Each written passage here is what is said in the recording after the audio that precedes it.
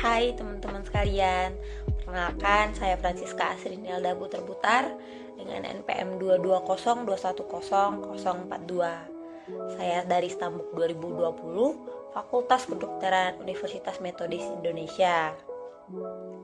Nah, di sini saya akan menjelaskan beberapa hal mengenai sindrom nefrotik. Pertama-tama kita juga harus tahu dulu apa itu sindrom nefrotik. Nah, sindrom nefrotik itu adalah kerusakan pada ginjal yang menyebabkan kadar protein di dalam urin kita meningkat. Tingginya kadar protein ini disebabkan oleh kebocoran pada bagian ginjal yang berfungsi sebagai menyaring darah. Itu disebut juga dengan glomerulus. Di sini ada beberapa penyebab yang menyebabkan sindrom nefrotik itu. Pertama, kita melihat pada bagian anak-anak. Nah, pada anak-anak ini penyebab sindrom nefrotik itu salah satunya adalah minimal change disease atau MCD, atau kita bisa menyebutnya juga lesinil atau juga penyakit Nil. Nah, MCD ini adalah penyakit yang ditandai dengan kerusakan pada glomerulusnya atau pembuluh darah yang ada di dalam nefron.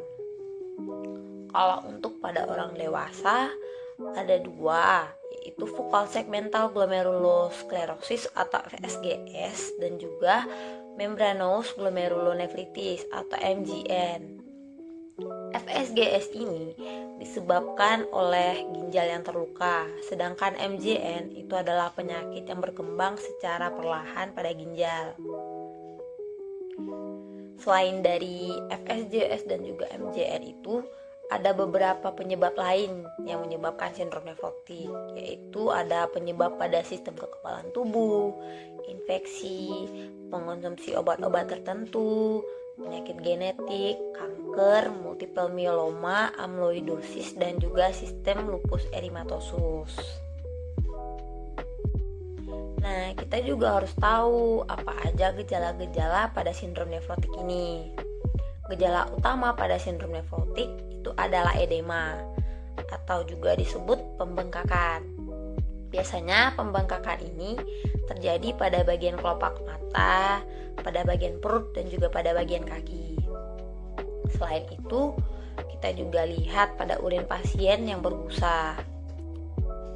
Nah, pasien sindrom nefrotik juga mengalami kenaikan atau penurunan berat badan karena adanya penimbunan cairan.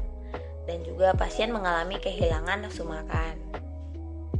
Selain dari itu, pasien sindrom nefrotik ini juga mengalami gejala lain seperti sakit perut, pengecilan otot, hipotensi ortostatik, dan juga rasa tidak enak badan. Walaupun gejala-gejala sindrom nefrotik ini dapat dikurangi dengan obat-obatan, pasien juga harus diminta untuk mengubah pola hidup dan juga pola makan agar dapat beradaptasi dengan komplikasi dari sindrom nefrotik. Contoh-contoh pola makan yang tepat untuk pasien sindrom nefrotik itu seperti pengurangan makanan yang berlemak, dan juga kita harus menambah makanan yang kaya protein. Untuk konsumsi garam atau sodium itu perlu dikurangi.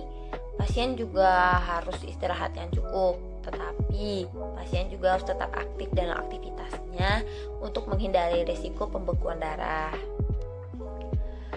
Harus diingat bahwa dalam beberapa kasus juga sindrom nefrotik ini tidak dapat ditangani dengan obat-obatan.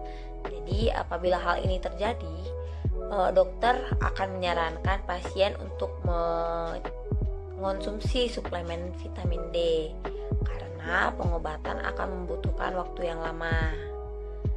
Apabila ginjal ini mulai berhenti bekerja selama pengobatan, pasien akan menjalani cuci darah dan juga transplantasi ginjal untuk mengantisipasi terjadinya gagal ginjal total. Jadi teman-teman, kita harus menjaga kesehatan ginjal kita ya, jangan sampai rusak. Sekian dari pembahasan saya mengenai sindrom nefrotik. Thank you for watching.